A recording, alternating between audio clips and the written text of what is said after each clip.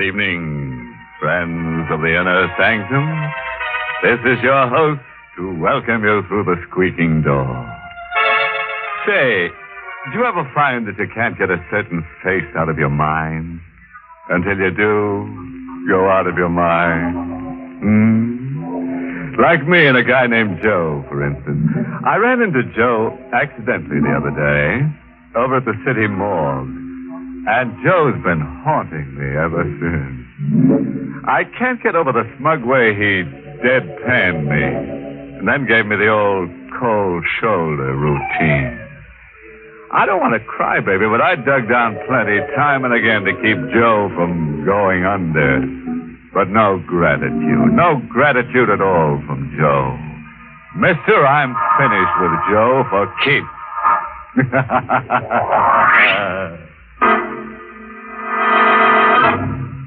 Tonight's Inner Sanctum mystery, Murder Takes a Honeymoon, was written by John Robert and stars Everett Sloane in the role of George, with Ann Shepard as Mary.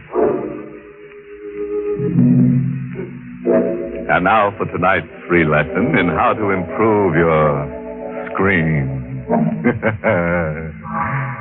Ever get that folksy, woodsy feeling until you're in an absolute frenzy to get away from it all and go native? Well, our honeymooning couple tonight got the urge until they found that living in the country was simply murder. To rhyme it, our twosome found it positively gruesome. Stand by and we'll demonstrate. We're on a milk train somewhere in the east, puffing through the rock and rubble of desolated whistle-stop country. The yellow train lights blink eerily. The hour is sometime between night and morning. One car holds just a young couple. They huddle closely, half asleep, as the train groans into another of its interminable stops. Ravenwood! Entering Ravenwood! Let's stop Lewiston! Ravenwood! George, I heard him say Lewiston. No, Ravenwood. Lewiston's next. Oh, there must be a million of these one-horse towns. What's eating you, Mary? Oh, you look like you've just been declared an orphan. I feel like an orphan, George. Cold, I'm hungry. So far from home. We're heading home, kid. At the next stop, there's a farm. More land than you can cover in a day, and it's all yours. Wedding gift from me to you. I'm sorry, but the country's not for me. I'm a big city girl. Oh, give it a try, huh? Come on, smile. George, I'm frightened. Of me? I don't know. You've suddenly changed. Buying a farm, packing up without warning, and leaving New York. And all in such a hurry. I'm impulsive, kid. That's how I married you, remember? I dated you blind, waltzed you around once, and boom, on an impulse, I hustled you to City Hall. I bought the farm the same way. The way it happened, it's as if you were running away from something. Running to something, kid. I'm tired of the creeps and the phonies and the crumbs. I'm tired of stale beer, cheap movies, and crowds. Okay, skip it. I'm thirsty. You want me to fetch you a drink? No, thanks. All right, I'll be back in a minute. Oh, George! George! Hey, what kids? George! Hey, you got the jitters. There was a hand out there in the darkness, reaching toward me through the window. Oh, kid, your imagination's gone crazy. You're overtired. George, look. What's that? An envelope. Someone dropped it on my lap. It fell to the floor. Give it to me. What does it say? A crank note. Some country idiot's playing black hand. Let me read it. We don't like strangers in Lewiston, especially New Yorkers. Better be smart and read the train schedule back. There's a return train schedule attached to it. Oh, you look as if you were already on that train back. You scare easy, huh? How did anyone know we were coming? Well, that's easy. The real estate man who sold me Rain Tree Farms no doubt stuck the item in the local papers. come on. Shrug it off as a crackpot practical joke. But, Joe, you really want me to believe that someone drove 10 miles in the middle of the night to warn us off? Just to be funny? I'm laughing.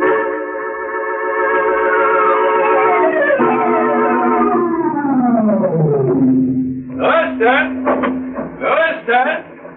Come on, Mary. Grab that other suitcase. Come on, step on it, kid. Right, your step. All right, easy does it. There we are. It's so deserted, George. Yeah, everybody's asleep. What'll we do? Come on, we'll camp under that station shed. It's 9 miles out to Raintree Farms, and we'll need somebody to drive us there. I may do that. Oh, Drive you out. Been waiting half the night for you. who are you? Ben Myers. Lizzie's parked to the side of that shed. You said you've been waiting for me? I did. I'm your neighbor. My shack's just around the bend from Raintree Farms. Thought you and the lady'd be glad not to spend the night in the weather. Ah, we're glad, all right, but how did you know we were coming? I read in the papers you bought the old place. But why tonight? Why not last night or tomorrow? How did you know I was coming tonight? I've been waiting last night. If you didn't come tonight, I'd watch for you tomorrow. The time ain't worth a leaking bucket. You coming? Yeah, sure. Come on, Mary. Here's the Lizzie, son. Ready to light my pipe and we'll be going. Bring your face to the light, son. I've seen you before, ain't I? I don't think so. You never been around Raintree Farms? No, I've never seen the place. Funny, you should buy it then.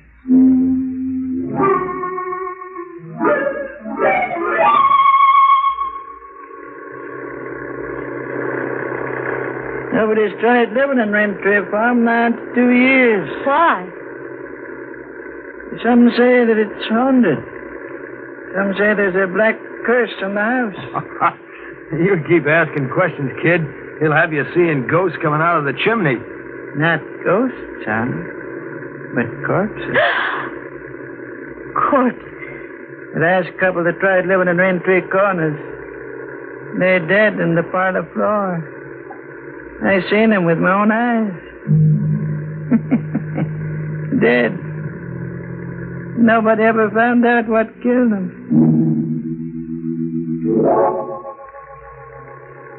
Another mile to Raintree Farms, folks. Go on, kid. Grab yourself 40 winks. I can't. I daren't close my eyes. George, what was that? Stop the car. It was a bullet. Someone took a pot shot at me. Missed you by inches. Check. Almost a bullseye. Nobody's no slouch with a rifle. What's the angle on this, Myers? Can't say. Except that shooting comes naturally to these parts. This is hunting country. In the middle of the night, in the dark? Oh, night's light enough for shooting. Folks around here'd rather shoot than sleep. I'm not swallowing that. Somebody tried to kill me. That's a pretty big idea, son. Yeah, well, the idea's even bigger. I figured maybe someone waited along that road in ambush and you fingered me. Maybe that's why you waited around all hours at the depot. You were to drive me to my murder.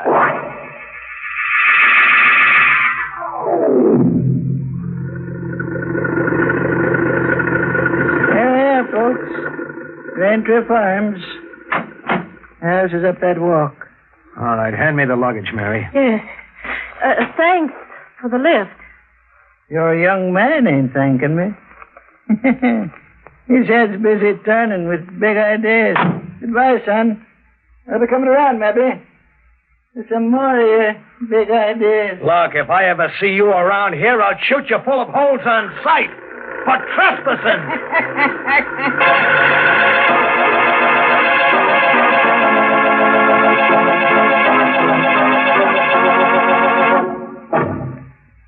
George, Yeah? about that shot on the road coming here, why would anyone want to murder you? You're a stranger. To keep me away from Raintree Farms, I guess. Why, if you own it? Why is a big letter, kid. George, you're concealing something. Who are you? George Stretch, your husband. A stranger to me until 10 days ago. Who are you, really? Oh, look, kid, you're letting some local crackpot give you the willies. Mary, a guy said something about for better or for worse just before I slipped a ring on your finger. Was it all a lot of idle talk? No, George. I meant it deep down. I'm sorry. That's more like it. What do you say we forget the spook stuff and hit the sack, huh? Coming? Mm-hmm. Boy, this joint sure needs a loving touch. And a coat of paint. Well, now to find the key. Wrong key. The real estate office mailed me 5 different keys. George. Now what? Somebody's inside. I see a moving light. Yeah. And footsteps coming to the door. What are you after, mister? Well, I was trying to get in. What's the shotgun for? Protection? You need it, yeah. I've seen you somewhere before, haven't I? No, you haven't. I've never been somewhere. Who are you? I'm George Stretch. This is my wife. We're the new owners. Who are you? Parker. Willis Parker. I mean, what are you doing here? Squatting? You broke in. No. I moved in. Just like that? Uh-huh. Abandoned place. Loaded down with county tax warrants. I bought a tax warrant and I'm in. I don't get it. Squatter's right. Go see a lawyer. What? You mean you won't get out? That's right. On what ground? Look, fella. Right now I've got possession of the premises. That's a big chunk of the law around here. I'm not going to stand out here in the dark arguing it out with you. Now beat it, fella. And take your valises and the dame. You're trespassing. This is a trick to turn me back. Throw arguing with you. Start moving. The next one goes right in your breadbasket, fella. And keep going. Mary. Yes, George. Head for the deep shadows and then drop to your knees and flatten out quick. I'm sick and tired of being shot at. George, put that gun away. Down, I said. I'm not heading back with my tail between my legs. Bullseye for me. Who was it that said this was a shooting country?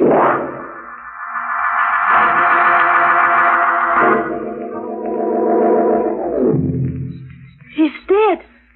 Oh, gee, I just meant to nick him. You killed him in cold blood. In self-defense. He was planning to tail us down the road and blow us to Kingdom Come. George, you're making that up.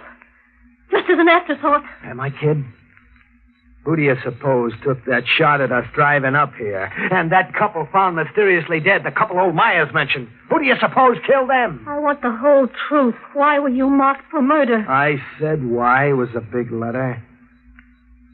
You gotta ditch Parker somewhere. Ditch him? Hide him to protect ourselves, then forget that it ever happened and go about our business. You're not going to the police? No, I'm going about my business, I said. George, what are you afraid of? You got me confused with the answer, man. I've got to know or I'll lose my mind. Both Ben Myers and Parker thought they recognized you. You have been here before. Never, I swear, never. They had me confused with somebody else. I'll play along my way for a while. My way is the only way, Mary. Any other way is no good. I'll get that kerosene lamp and follow along. I'm giving Parker's squatters' rights to the first big ditch I find.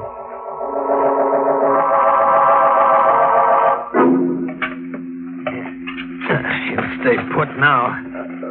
Oh, come on, kid. Dry your eyes. You gotta take the breaks as they come and play along, for better or for worse. For better or worse. Murder and burial. How far can we get together now? As far as the house, anyhow. That's as far as I want to get. And I don't care how stiff the price is. You get it, Mary? I don't care.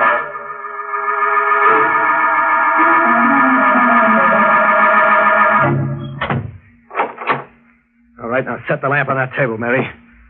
And stop staring at me as if I were some kind of a man-eating monster. You're getting on my nerves. I'm sorry, George. All right, that's better. Look around you. What do you see? The room is a wreck. Check and double check. The paneling's ripped out. The floorboards are up. Someone started taking the fireplace apart brick by brick. My property buy doesn't look so good, huh? George. What? What does it mean? Vandals always have a field day with an abandoned property. No, it means something else. Check, kid. Parker holed up here looking for something. And you're looking for something, too. You're catching on, kid. That's why we're in this forsaken country. That's why you were marked for murder. What are you looking for, George?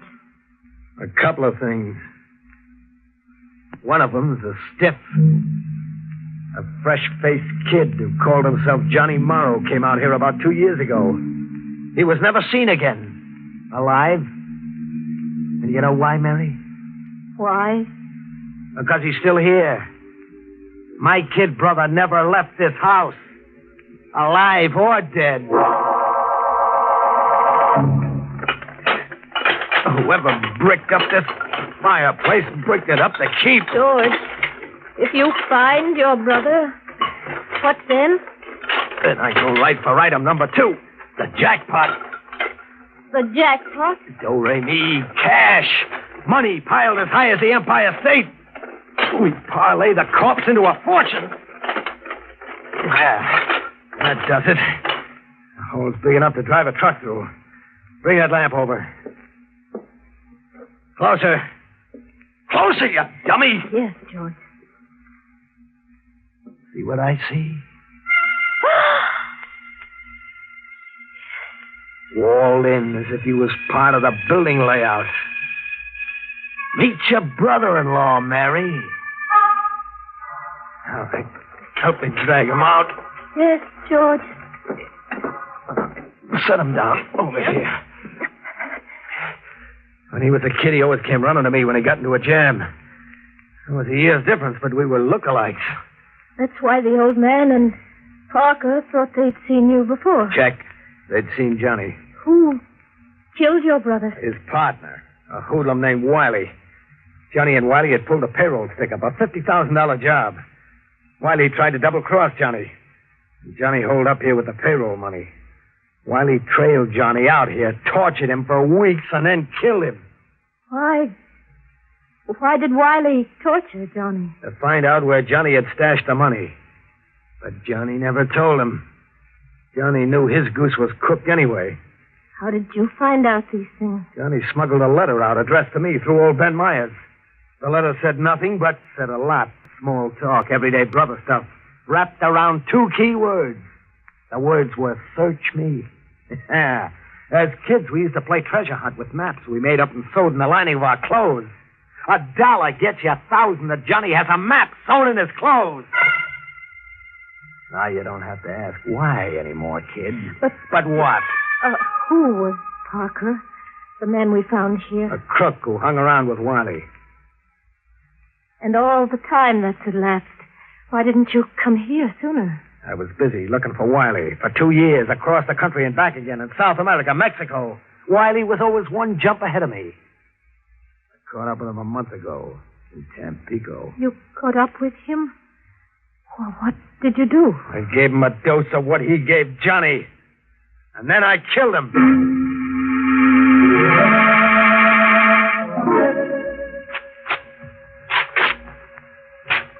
You'd have lost that $1 bet, kid. Same trick we had as kids. Yeah, a map inside his coat lining. You can read it? Sure, like the ABC. The dough is buried in a can 5 steps from the back door to the barn. The dough is practically in my hand. George, you'll have to give the money back. Back? Huh? And give myself up with it, huh? Yes, if you can find the courage. And tell Johnny he died like a chump for nothing. And tell myself I was just a sentimental sap dogging it after Wiley right into Tampico. And maybe get down on my knees in front of that ditch out there and apologize to Parker if I haven't put a slug in him. George, out of your mind. Out of my mind if I listen to you. I'll lend a hand. Grab Parker's shotgun and watch for intruders while I dig that can up. And then I'll bury Johnny right on the same spot. Yeah, I'll bury Johnny right where he stashed those 50 G's for his big brother to come and get.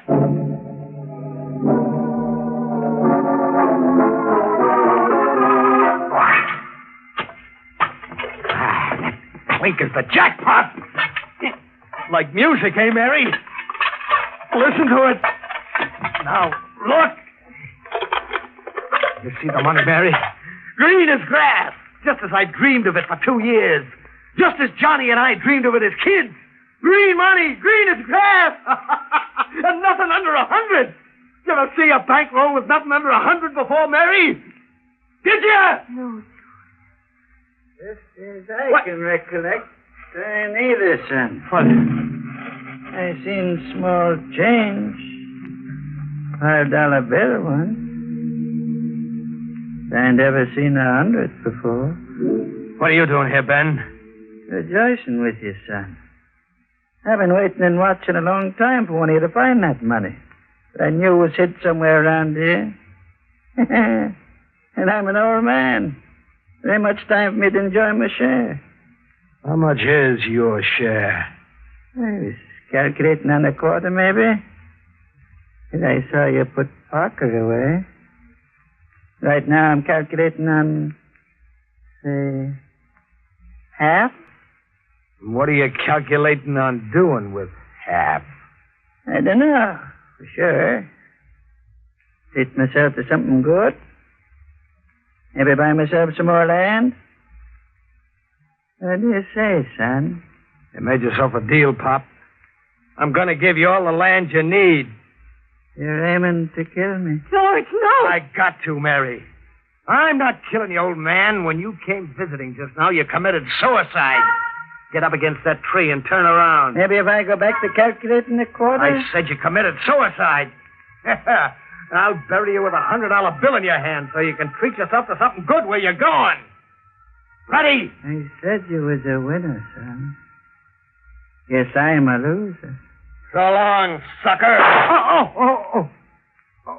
Mary, you fool. You shot me. I had to do it, George. I had to save you from yourself. Silly fool. I was going to make you a queen. No, George. It wouldn't have been that way. After then, you would have had to kill me. You see, no power on earth would make me go your way. And no power on earth would make you go mine.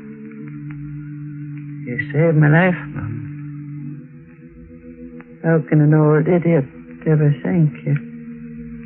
By going to the police. My husband has a confession to make.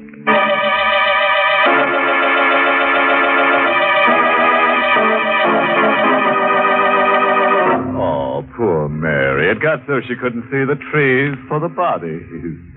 You know, until tonight, I thought only Santa Claus came through the fireplace. Well, I guess everybody's doubling up everywhere nowadays. Like George. Mary's bullets left him doubled up. Still, that was a good choice of location. The fireplace for a corpse. Sort of, how to keep from growing cold.